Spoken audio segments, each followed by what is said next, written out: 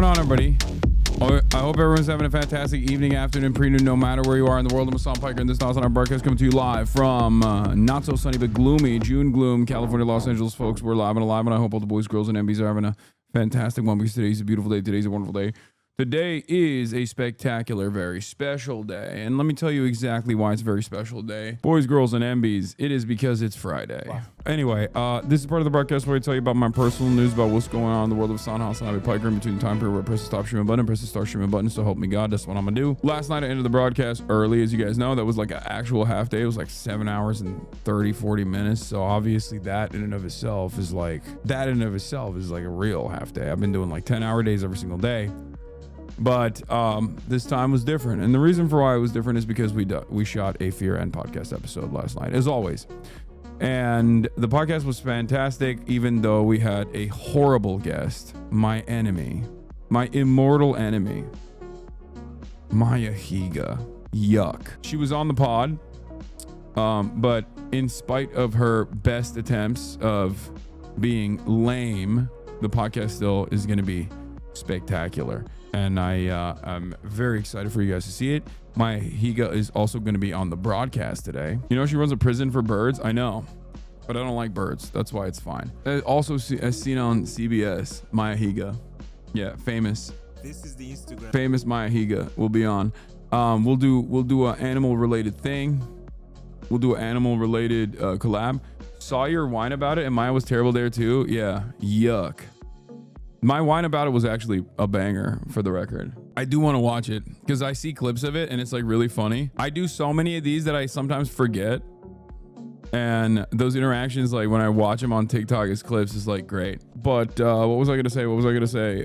Speaking of TikToks, yeah, I mean, that's all I've been doing. Watching TikToks on the timeline, up and down the timeline, trying to figure out what the hell is going to happen. You said you anticipate an escalation from Israel, America after markets close. Would that affect your schedule? Would that affect the schedule?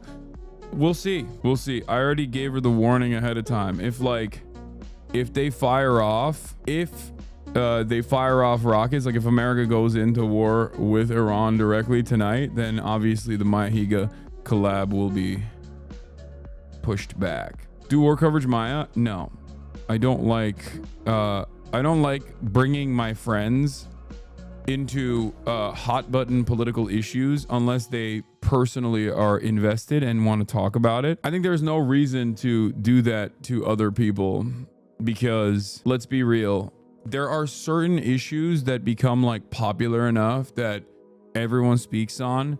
We're almost there with respect to we're almost there with like ICE, you know what I mean? Like the ICE deportation stuff, like that's almost reached that level, like the BLM level. But if it doesn't reach the BLM level, then people don't want to talk about it because they are worried that they're going to get yelled at, you know? No, like Nick Palm is not a great example of this. Like Nick Palm doesn't give a shit about all the fucking people using him as a talking point. I will do another political stream with Nick any day that he wants to, anytime he wants to. There's a difference between doing it with Nick Palm, however, and like doing it with people like Nick can handle it. I don't think that that kind of unwelcome attention and like consistent fucking faucet of hatred for others is warranted. Kilmar Abrego Garcia ordered to be released. Dog, you said Kilmar Abrego Garcia ordered to be released, and then it's not Kilmar Abrego Garcia, it's MAHMOUD KHALIL, which is amazing. It's amazing news, and I already have that tweet right here. But it's not the right guy. You're mixing up your guys. Kilmar was black bagged and kidnapped and sent to CCOT for being brown. MAHMOUD KHALIL was black bagged and kidnapped and sent to Louisiana, also partially for being brown or being interested in like brown things, like saying that brown people are worthy of dignity and that Israel shouldn't be able to kill them. You know, typical brown guy stuff. Some brown guys are getting cooked and black bagged for just being brown on U.S. soil. And as a consequence of that, not getting their immigration paperwork done because the government doesn't want them to get it done. And then other brown guys are getting surveilled constantly around the clock for, doing brown things like saying brown people are humans and shouldn't be killed by Israel. If you're like a black or brown guy in America, it's a real choose your own destiny type situation, you know?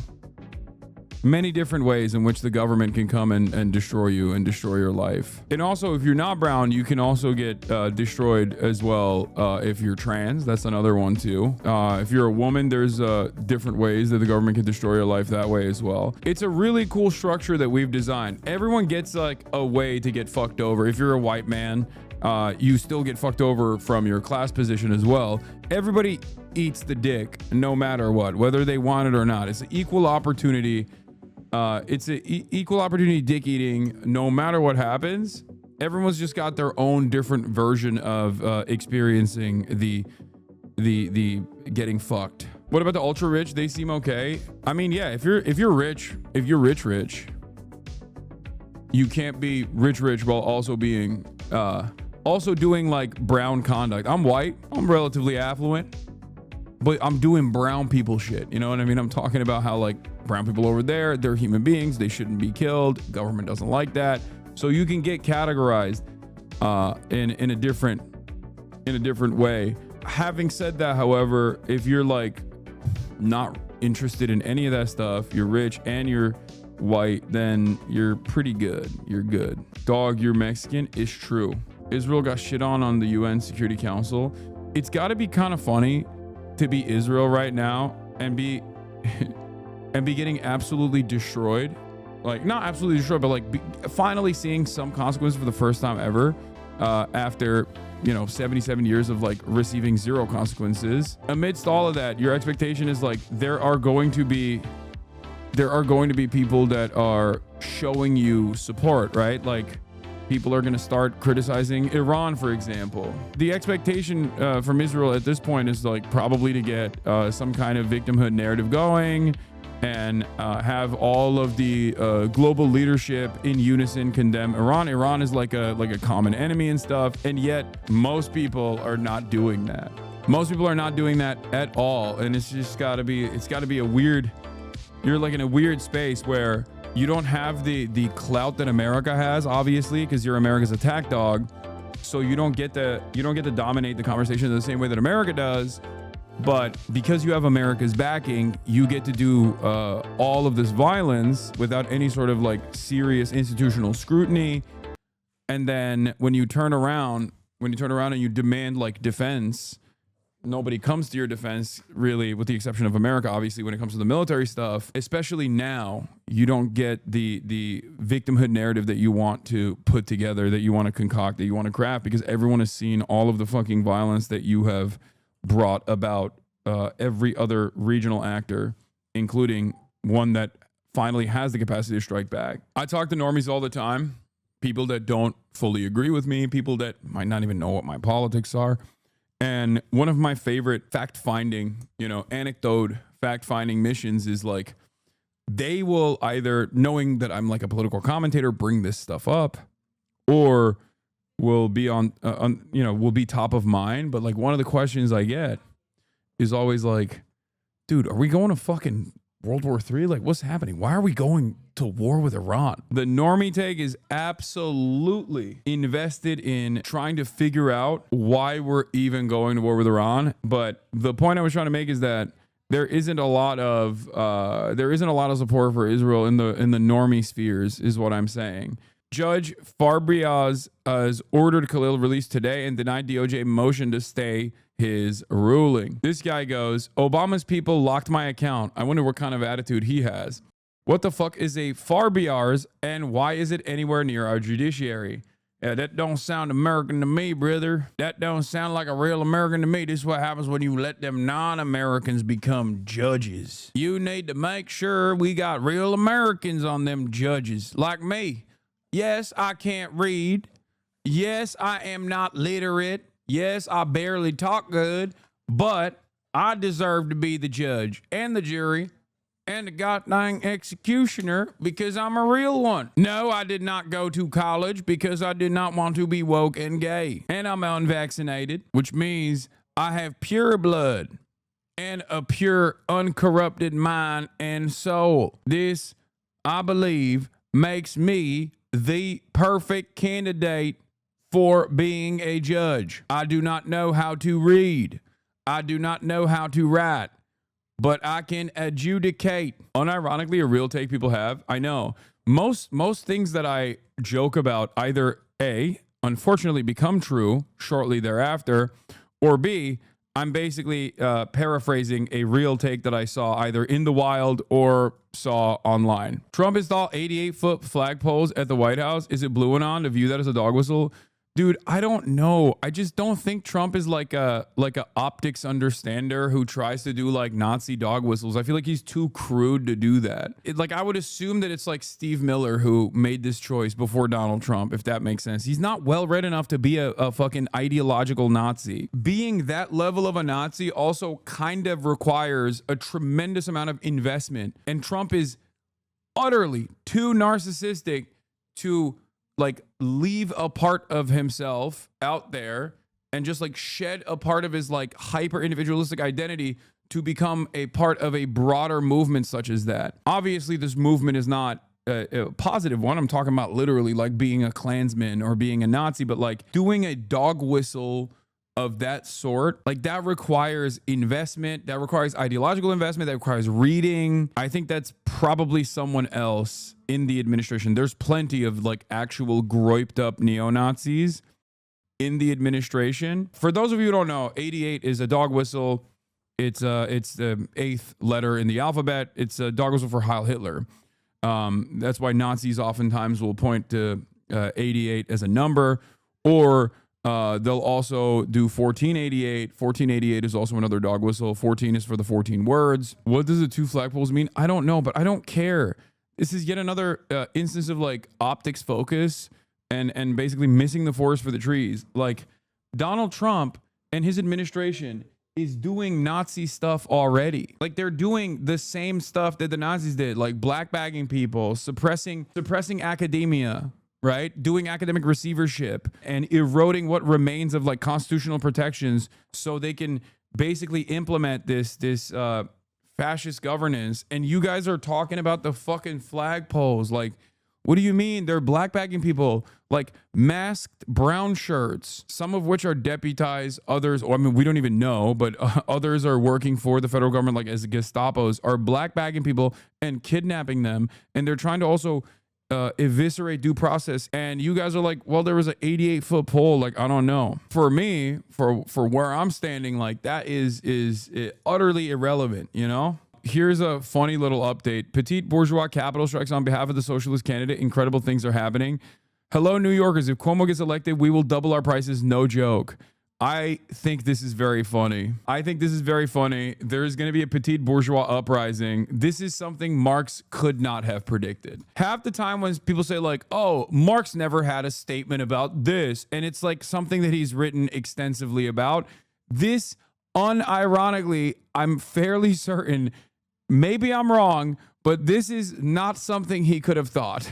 He could have foreseen. For those of you who don't know, Zohran Mamdani is a beacon of light and hope in an otherwise dark American future. And this is the reason why there is, I have a lot of fears about how hard they are going to try to stamp him out.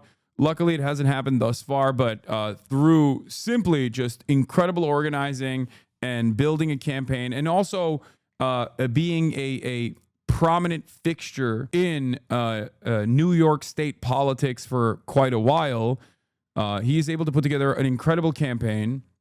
He's been ever present. He's been all over the place. He has made up basically a 40-point lead that Andrew Cuomo had over him.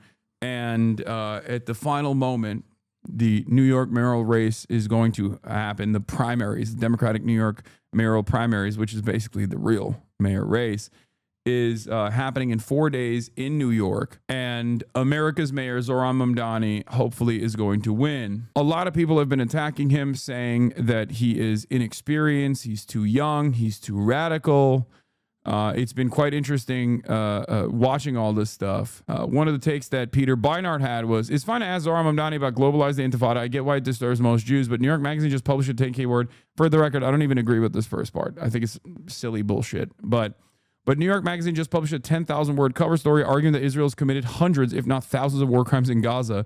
Andrew Cuomo is Netanyahu's lawyer. What does it say about the media's view of Palestinian life that that's considered less important in this race? This is a fairly solid approach to the subject, which is that Israel is doing a genocide, and the media is still way more hyper focused on like how certain words make certain people feel bad, and people that are just like being cynically using this like either hysterics or maybe even fears that they genuinely hysterically have in their hearts, or people who are like not even fearful but like are cynically making these statements in an effort to like attack the top candidate to defeat Andrew Cuomo. Adrian Adams finally, after much hand-wringing, indecision, and mixed signals, says not to rank Cuomo and goes into blistering criticism of his tenure as governor. She also says to rank Mamdani, Lander, Myrie in some order after ranking her number 1. Better late than never, I guess. When she says don't rank Zohran number 2, but like says you should rank Zohran,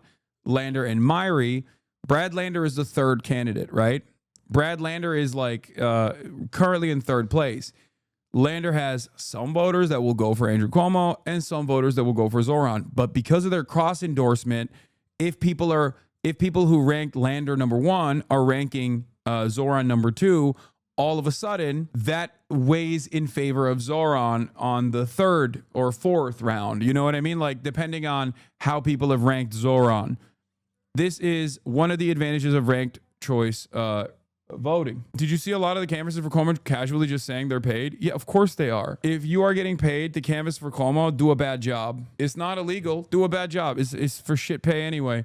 How are they going to check? How are they going to know? His campaign has nothing. His campaign does not have like real loyalty. If you've taken the money of the Cuomo campaign, it is your duty to do a bad job. Zohran getting a lot of big labor endorsements today. UAW has endorsed, or Sean Fain has come out. UAW President Fain and our New York City members are proud to support Zohran Mamdani. He's not owned by Wall Street. He's fighting for $30 an hour, free transit, housing for all. Real democracy. Be careful, my man. After Obama, I stopped getting emotionally invested in any politician. I agree. I know exactly what you mean, but this is not the time to make those calculations, because the alternative is fucking Andrew Cuomo. And I know for a fact that even if Zohran promises a whole deal and only gets like 10% of it done, it's still better than what Andrew Cuomo is promising, which is nothing. We know Andrew Cuomo's track record. I'd rather place a bet on a new face that is ideologically aligned with me, even if he becomes a charlatan down the line. I'm not going to think about whether or not this is going to turn into a Chicago mayor situation. I'm not going to think about how this could turn into a John Fetterman situation, which I don't think it will. I think if there's like a John Fetterman style situation, it's the other candidates that are ranked beneath Zohran overall.